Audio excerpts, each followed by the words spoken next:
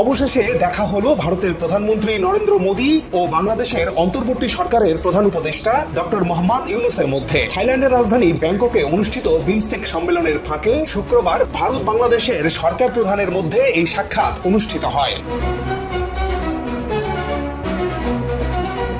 এর আগে চীন সফরে ও বিভিন্ন সময় ভারতের সেভেন সিস্টার্স নিয়ে দেয়া ডক্টর ইউনূসের বক্তব্য ঘিরে ভারত জুড়ে চলছে তোলপাড়। কেন ভারত তাদের উত্তর পূর্বাঞ্চলের 7 রাজ্য নিয়ে এত উদ্বিগ্ন? কি বলেছিলেন ডক্টর ইউনূস? শুক্রবার মোদী ইউনূসের বৈঠকে কি কথা হলো দুই শীর্ষ নেতার মধ্যে? একে একে তুলে ধরবো সব তথ্য, সাথে থাকুন। সবাই জানে যে ভারত কূটনীতিতে অত্যন্ত ঝানু। এখন এই ঝানু প্লেয়ারদের সঙ্গে আজকে কিন্তু উল্টা খেলে দিচ্ছেন ডক্টর মোহাম্মদ ইউনূস। ভিডিওর শুরুটা দেখেন, ভারতের প্রধানমন্ত্রী সহ সবাই বসে আছেন। ডক্টর মোহাম্মদ ইউনূস যখন ঢুকছেন এক এক করে কিন্তু সব দাঁড়ায় গেলেন, লাস্টে নরেন্দ্র মোদীও উঠে দাঁড়ালেন।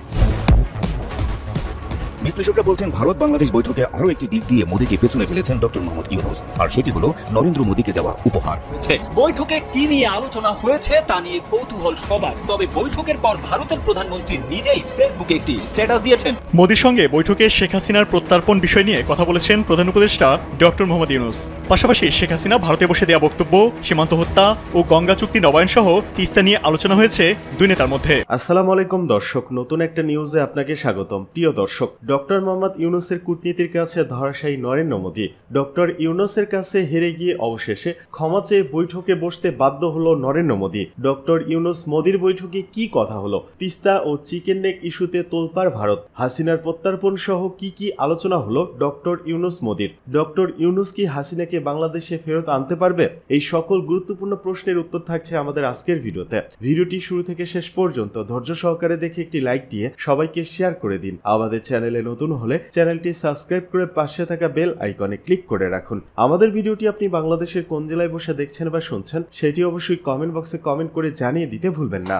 অবশেষে দেখা হলো ভারতের প্রধানমন্ত্রী নরেন্দ্র মোদী ও বাংলাদেশের অন্তর্বর্তী সরকারের প্রধান উপদেষ্টা ডক্টর মোহাম্মদ ইউনূসের মধ্যে। থাইল্যান্ডের রাজধানী ব্যাংককে অনুষ্ঠিত বিমস্টেক সম্মেলনের ফাঁকে শুক্রবার ভারত বাংলাদেশের সরকার প্রধানের মধ্যে এই সাক্ষাৎ অনুষ্ঠিত হয়।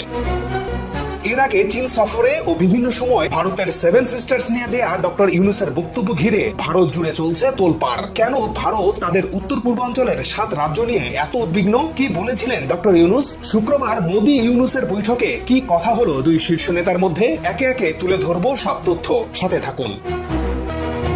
গত বছরের 5 আগস্টের ছাত্র জনতার অভ্যুত্থানের পর টানাপোড়েনের মধ্য দিয়ে যাচ্ছে ঢাকা দিল্লি সম্পর্ক। দুই দেশের সামাজিক, রাজনৈতিক ও বাণিজ্যিক সম্পর্কেও এর প্রভাব পড়ে। তবে একেবারে সাম্প্রতিক সময়ে এসে প্রধান উপদেষ্টার চীন সফর ও এর সফলতা ঘিরে ভারত কিছুটা উদ্বিগ্ন হয়ে পড়ে।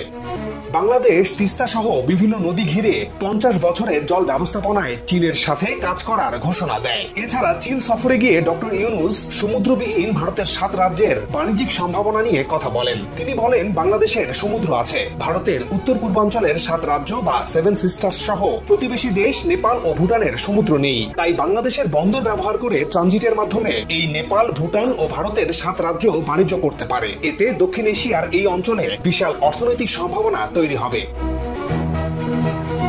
একেবারে ইতিবাচক দৃষ্টিভঙ্গি থেকে ডক্টর ইউনূস এই কথাগুলো বলেছেন। এর আগেও তিনি বহুবার এই সম্ভাবনার কথা বলেছেন। কয়েকদিন আগেও ঢাকায় এক অনুষ্ঠানেও ডক্টর ইউনূস একই কথা বলেন। তিনি কি বলেছিলেন চলুন একটু শুনে আসি। নেপালের সৌভাগ্য, তারা হিমালয় পর্বতের পাদদেশে আছে।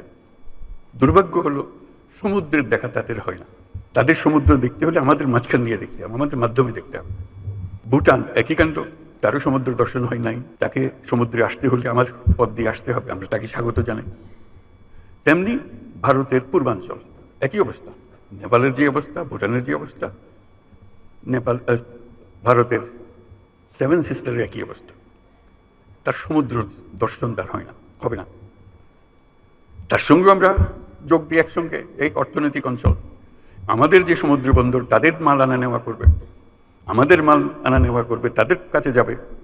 তাদের অর্থনীতি আমাদের অর্থনীতি একসঙ্গে জাগবে। তারাও খুব কষ্টের অবস্থায় আছে, তারা খুব ভালো অবস্থায় নেই। তারা এই সুযোগ পেলে তারাও আনন্দিত। তাদের ব্যবসা আমাদের ব্যবসা, রমরমা ব্যবসা হবে, একসঙ্গে ব্যবসা হবে।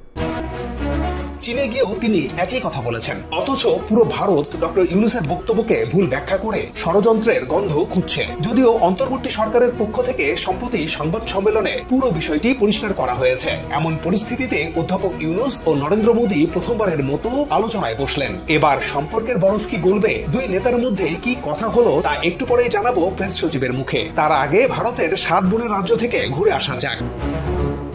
সেভেন সিস্টার্স নিয়ে ভারত এত উদ্বিগ্ন কেন? চিকেন নেক কত দূর? ভারত মোট 28টি রাজ্যে বিভক্ত। এর মধ্যে 7টি রাজ্যের অবস্থান ভারতের উত্তর পূর্ব দিকে, চীন, বাংলাদেশ এবং মিয়ানমার সীমান্তে। এই 7 রাজ্যকে একসঙ্গে বলা হয় সেভেন সিস্টার্স বা 7 বোনের রাজ্য। এই রাজ্যগুলো হলো অরুণাচল, আসাম, মণিপুর, মেঘালয়, মিজোরাম, নাগাল্যান্ড ও ত্রিপুরা। ভারতের এই 7 রাজ্যের মোট আয়তন 2,62,184 বর্গ কিলোমিটার। ভারতের প্রায় 4% এলাকা নিয়ে গঠিত এই 7 রাজ্য। দক্ষিণ পশ্চিমে বাংলাদেশের সাথে এই রাজ্যগুলোর 1,596 কিলোমিটার আন্তর্জাতিক সীমানা রয়েছে। স্বাভাবিকভাবে এই রাজ্যগুলোর স্থিতিশীলতার উপর বাংলাদেশের স্থিতিশীলতাও নির্ভর করে। আবার বাংলাদেশের স্থিতিশীলতার উপর নির্ভর করে এই 7 রাজ্যের স্থিতিশীলতা। দক্ষিণ এশিয়ার ভূ রাজনৈতিক ও কৌশলগত কারণে ভারতের 7 রাজ্য খুবই তাৎপর্যপূর্ণ। বেশ কয়েক মাস ধরেই ভারতের মণিপুর প্রদেশে জাতিগত সংঘাত চলছে। সংঘাত এতটাই গুরুতর যে স্বাধীন মণিপুরের দাবি উঠেছে সেখানে। চীনের সীমান্ত লাগোয়া অরুণাচল প্রদেশে বাড়ছে চীনের প্রভাব, সেখানেও সংঘাত চলছে। আসাম, মিজোরাম সহ বিভিন্ন প্রদেশেও জাতিগত সংঘাত আছে। ফলে ভারতের সেভেন সিস্টার্স এখন উত্তপ্ত কড়াই। সেই আগুনে ঘি ঢাললে কি হতে পারে তা নিয়ে উদ্বেগ আছে ভারত সরকারের। ভারতের উদ্বেগের আরেক কারণ চিকেন নেক বা শিলিগুড়ি করিডোর। এটি এমন এক সংকীর্ণ জায়গা যা ভারতের মূল ভূখণ্ডের সাথে 7 বোনের রাজ্যের সংযোগ ঘটানোর একমাত্র রাস্তা। ভারত চীন সীমান্ত ঘিরে প্রায় আলোচনায় উঠে আসে শিলিগুড়ি করিডোর বা চিকেন নেক প্রসঙ্গ।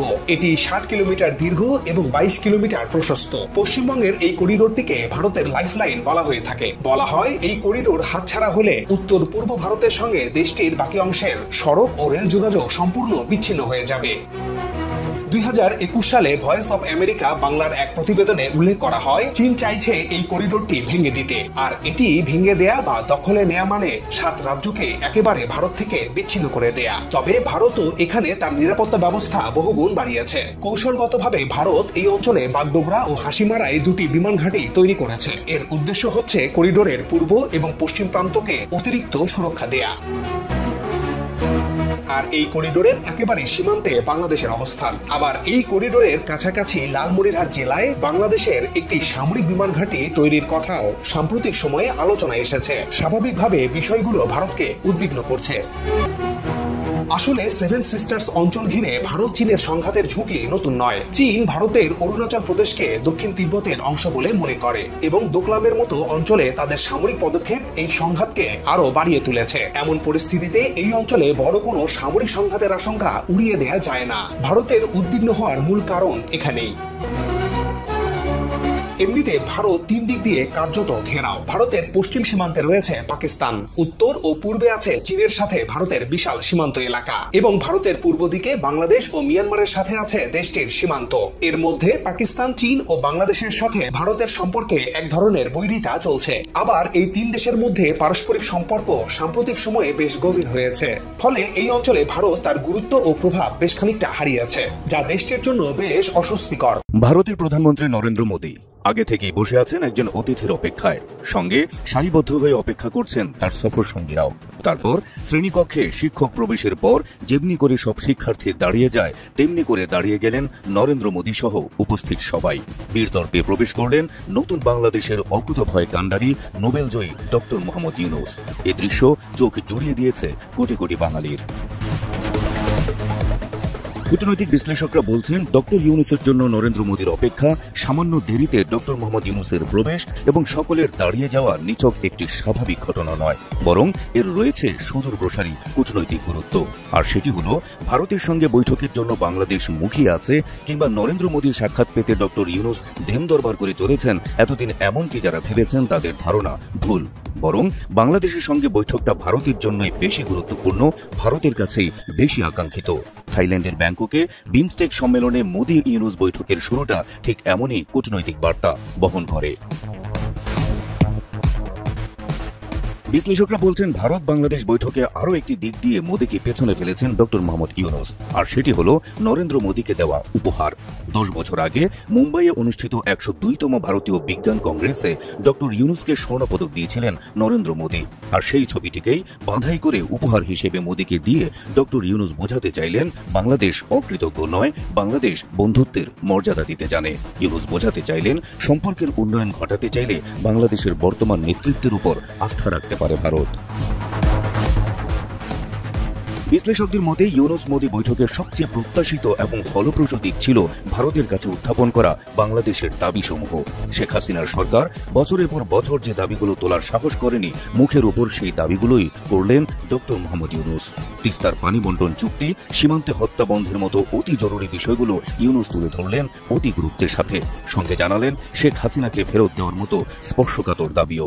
মাননীয় চিফ অ্যাডভাইজার মহোদয় ইন্ডিয়ার প্রধানমন্ত্রী শ্রী নরেন্দ্র মোদীর সাথে বৈঠক করেছেন এবং বৈঠকে আমাদের সাথে যে পারস্পরিক স্বার্থ সংশ্লিষ্ট যতগুলো ইস্যু ছিল সবগুলো নিয়ে কথা হয়েছে। যেমন শেখ হাসিনার প্রত্যর্পণ বিষয়ে কথা হয়েছে, শেখ হাসিনা যে ওইখানে বসে অনেক ধরনের ইনসেন্ডিয়ারি কমেন্ট করছেন সেগুলো বিষয়ে কথা হচ্ছে। বহুল কাঙ্ক্ষিত ভারত বাংলাদেশ বৈঠকের পুরোটা সময় হাস্যোজ্জ্বল ও স্বাভাবিক দেখা গেছে বাংলাদেশের প্রধান উপদেষ্টা ডক্টর মোহাম্মদ ইউনূসকে। অন্যদিকে বৈঠকে অনেকটাই অবসাদগ্রস্ত ও চিন্তিত দেখা গেছে নরেন্দ্র মোদীকে। ফলে এই বৈঠকে প্রাথমিকভাবে মনস্তাত্ত্বিক বিজয় অর্জন করেছে বাংলাদেশ, এমনটাই মনে করছেন কূটনৈতিক বিশেষজ্ঞরা। সবাই জানে যে ভারত কূটনীতিতে অত্যন্ত ঝানু। এখন এই ঝানু প্লেয়ারদের সঙ্গে আজকে কিন্তু উল্টা খেলে দিচ্ছেন ডক্টর মোহাম্মদ ইউনূস। ভিডিওর শুরুটা দেখেন, ভারতের প্রধানমন্ত্রী সহ সবাই বসে আছেন, ডক্টর মোহাম্মদ ইউনূস যখন ঢুকছেন এক এক করে কিন্তু সব দাঁড়ায় গেলেন, লাস্টে নরেন্দ্র মোদীও উঠে দাঁড়ালেন। এটা তো গেল। এই ভিডিওতে প্রমাণ করে যে ভারত উল্টা অত্যন্ত আকাঙ্ক্ষিত ছিল এরকম একটি বৈঠকের জন্য। আগে মনে করা হচ্ছিল যে মানে বাংলাদেশ মনে একদম মুখায় আছে, সাইডলাইনে বৈঠকের জন্য চিঠি দিল, মানে এত কেন নম। কিন্তু এই ভিডিওর চিত্র কিন্তু প্রমাণ করলো যে না, পাল্টা কূটনৈতিক চালে ধরাশায়ী হলো কিন্তু ভারতীয় টিম, যে সবাইকে বসায় রাখলো। মানে ইউনূসের পক্ষ থেকে যারা কূটনীতিক এই আলোচনাগুলোর জন্য আয়োজন করছিল তারা বসায় রাখলেন, বা ভারতের যারা আয়োজক তারা বসে থাকলেন, নির্দিষ্ট সময়ে তারা বসে থাকলেন। নির্দিষ্ট সময় একটু পরে হয়তো ডক্টর মোহাম্মদ ইউনূস এমনভাবে প্রবেশ করলেন যে মনে হচ্ছিল যেন তারা মোদির জন্য খুবই আকাঙ্ক্ষিত বা প্রতীক্ষিত, এবং সেরকম একটা ভিডিও আমরা দেখলাম। গেল এটা। তারপরে দেখেন সম্পর্ক বিনির্মাণের ক্ষেত্রে, ঘনিষ্ঠ করার ক্ষেত্রে কিছু স্মৃতি, কিছু চিহ্ন, কিছু উপহার, সেগুলি অনেক বড় ফ্যাক্টর হিসেবে কাজ করে। ডক্টর মোহাম্মদ ইউনূস কিন্তু সেই কাজটি করলেন। তিনি এমন একটি ছবি উপহার দিলেন নরেন্দ্র মোদীকে, বলা যায় যে ভারতীয় টিম তাজ্জব বনে গেছে। তারা ভাবতেই পারেনি যে এইরকম যেখানে টানাপোড়ন, সেখানে যেখানে বৈঠক হওয়াটাই মুশকিল, বৈঠক হবে কি হবে না শেষ মুহূর্ত পর্যন্ত যেখানে অনিশ্চয়তা, সেখানে কিন্তু আরেকটা চাল চেলে দিল বাংলাদেশ পক্ষ। কি? 2015 সালের 3রা জানুয়ারি ভারতের মুম্বাইয়ে অনুষ্ঠিত হয়েছিল 102তম ভারতীয় বিজ্ঞান কংগ্রেস। সেই কংগ্রেস থেকে ডক্টর মোহাম্মদ ইউনূসকে স্বর্ণ পদক দেওয়া হয়, আর সেই স্বর্ণ পদকটা ডক্টর ইউনূসের হাতে তুলে দিয়েছিলেন নরেন্দ্র মোদী। সেই ছবি 2015 সালের 3রা জানুয়ারি, আর এখন 2025। তো আজকের থেকে 10 বছরের পুরনো ছবি, সেটা বাধাই করে নিয়ে ইউনূস হাজির হয়েছেন। ভারতীয়রা তো কল্পনাও করতে পারেনি এমন একটা ছবি দিয়ে ডক্টর ইউনূস স্মরণ করে দিলেন যে দাদা তুমি, অথবা ভাই তুমি, যাই বলেন না কেন, আমাকে 10 বছর আগে কিন্তু এরকম একটা ছবি তুমি আমাকে দিছিলা, দেখো আমি ওটা সত্য করে নিয়ে আসছি, ফলে তুমি আমার শত্রু না। আমরা বন্ধুত্ব চাই সব দেশের সাথে, ভারতের সাথেও, কিন্তু সমমর্যাদার ভিত্তিতে। বন্ধুত্বের যে নিদর্শন শেখ হাসিনা রেখে গেছে, এটা বিশ্বে বিরল, এরকম হয় না। এটা হলো ওই মানে কি বলে মালিক আর ভৃত্য যে সম্পর্ক, সেই সম্পর্ক না। আমরা সবাই ভাই ভাই হব, অথবা মালিক হব।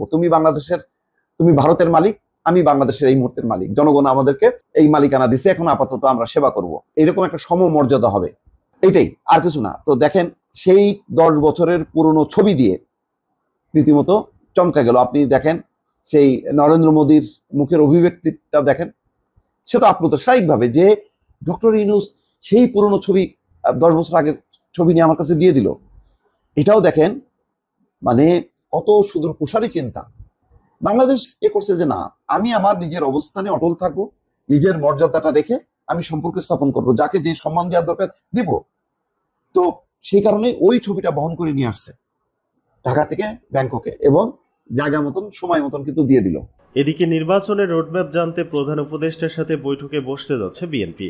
জাতীয় নির্বাচনের রোডম্যাপ জানতে অন্তর্বর্তী সরকারের প্রধান উপদেষ্টা ডক্টর মোহাম্মদ ইউনূসের সঙ্গে ফের বৈঠকে বসতে যাচ্ছে বিএনপি। দলটির স্থায়ী কমিটির সদস্য সালাউদ্দিন আহমেদ বলেন, বিএনপির প্রত্যাশা, পূর্ব প্রতিশ্রুতি এবং জনগণের ইচ্ছাকে প্রাধান্য দিয়ে সরকার দ্রুত নির্বাচনের রোডম্যাপ ঘোষণা করবে, অন্যথায় নিজেদের বক্তব্য নিয়ে জনগণের কাছে যাবে দলটি। বেসরকারি টেলিভিশন চ্যানেলে এক ইন্টারভিউয়ে সালাউদ্দিন আহমেদ বলেন, মাননীয় প্রধান উপদেষ্টাকে আবারও দেখা করে ওনার সাথে এটার গুরুত্ব সম্পর্কে বলবো, আহ্বান জানাবো যেন উনি অতি শীঘ্র জনগণের চাহিদা অনুযায়ী জনগণের চাহিদাকে সামনে রেখে উনি একটি সুস্পষ্ট রোডম্যাপ প্রদান করবেন, যেটা উনি আগে প্রতিশ্রুতি দিয়েছিলেন যে ডিসেম্বরের মতো জাতীয় সংসদ নির্বাচনের জন্য।